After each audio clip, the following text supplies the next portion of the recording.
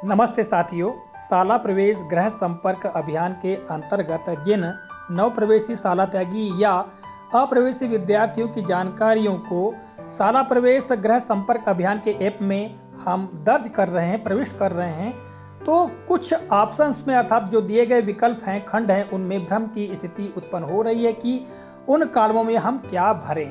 तो आज के इस कालखंड में हम इन्हीं विकल्पों के बारे में चर्चा करेंगे कि किस ऑप्शन में कौन सी जानकारी प्रविष्ट करना चाहिए। मुझसे कुछ शिक्षक साथियों ने फ़ोन कॉल पर चर्चा की और इस संबंध में जानकारी चाहिए कि हमको क्या भरना चाहिए। साथियों, मैं अपने स्तर से बताने का प्रयास करूंगा कि हमको क्या भरना चाहिए और ऐसा क्यों भरना चाहिए। जैसा कि आप यहाँ पर देख पा रहे हैं, शाला प्रवेश गृह संपर्क अभियान का एप्लीकेशन मैं इसको करता हूँ ओपन।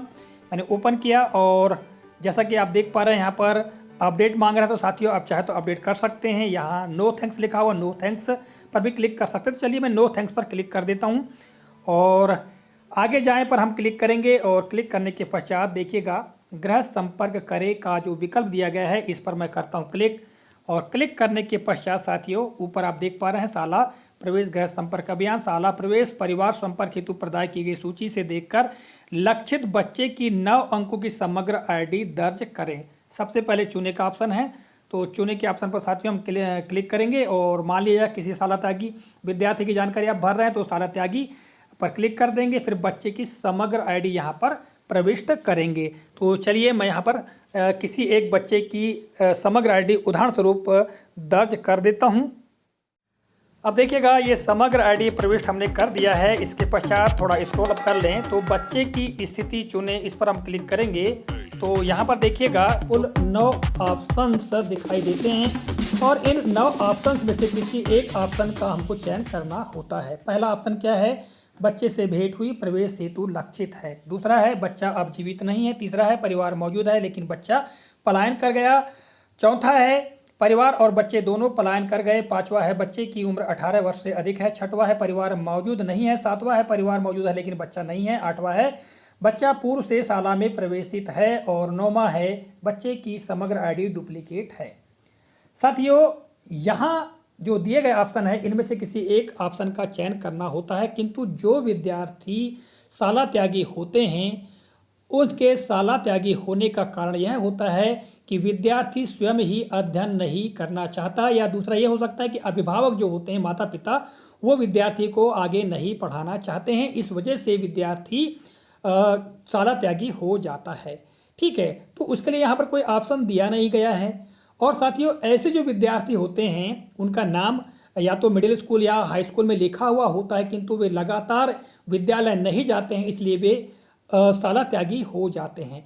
तो ऐसी स्थिति में कौन सा ऑप्शन का चयन करेंगे? तो साथियों यहाँ पर देखिएगा जो 8वां विकल्प है बच्चा पूर्व से शाला में प्रवेशित है, इसका हमको चयन कर लेना चाहिए। ठीक है, किंतु साथियों किसी कारणवश विद्यार्थी टीसी लेकर कहीं अन्यत्र चला गया था और पुनः वापस आ गया है, ऐसी स्थिति में बच्चे से भेंट हुई, प्रवेश हेतु लक्षित है, ये ऑप्शंस अगर बच्चे से आपकी भेंट होती है तो इसका चयन करेंगे। किंतु यदि बच्चे से आपकी भेंट नहीं होती है या परिवार के किसी अन्य सदस्य से भेंट होती है या पड़ोसी से भेंट होती है, तब उसके लिए यहाँ पर कोई विकल्प नहीं दिया गया है। ठीक है, तब यहाँ पर हम क्या कर सकते हैं, कौन सा ऑप्शन भर सकते हैं, जैसा कि आप देख पा रहे हैं। ठीक है, तो साथियों इसके लिए जब यहाँ पर जो परिवार के किसी अन्य सदस्य से भेंट हुई या पड़ोसी से भेंट हुई, तो यहाँ पर बच्चे से भेंट हुई, प्रवेश हेतु लक्षित है, इसी का चयन हम कर सकते हैं। अब साथियों यहाँ पर यदि विद्यार्थी स्वयं ही पढ़ना नहीं चाहता है या अभिभावक नहीं पढ़ाना चाहता है तो उसके लिए यहाँ कोई ऑप्शन ही नहीं दिया गया है।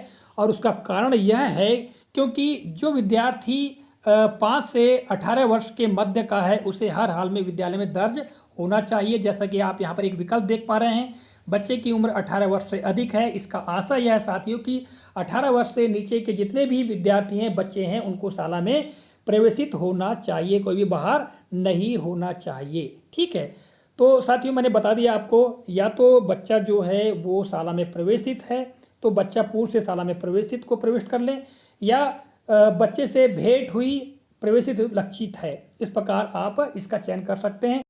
और साथियों, विद्यार्थी और विद्यार्थी का परिवार यदि उपस्थित नहीं है तो फिर आप अन्य ऑप्शंस का भी चयन कर सकते हैं, इसमें कोई संशय की स्थिति नहीं है। और साथियों, बच्चा पूर्व से शाला में प्रवेशित है, इस ऑप्शन का जब हम चयन करेंगे तो इसको पुनः चुने पर हम कर सकते हैं। ठीक है, बच्चा पूर्व से शाला में प्रवेशित है। बच्चे की स्थिति को प्रविष्ट कर लेने के पश्चात आगे जाएं के विकल्प पर हम क्लिक करते हैं। साथियों, जैसे हमने क्लिक किया तो इस पेज पर देखिएगा सबसे ऊपर शाला प्रवेश गृह संपर्क अभियान और जानकारी दी गई है, परिवार और बच्चे से संपर्क के दौरान प्राप्त जानकारी भरें। और दिया गया है विकल्प भेंटकर्ता का नाम और उसके नीचे भेंटकर्ता का मोबाइल नंबर। सबसे ज़्यादा भ्रम की स्थिति, संदेह की स्थिति इन्हीं दो विकल्पों में आ रही है कि इसमें हम किसका नाम भरें।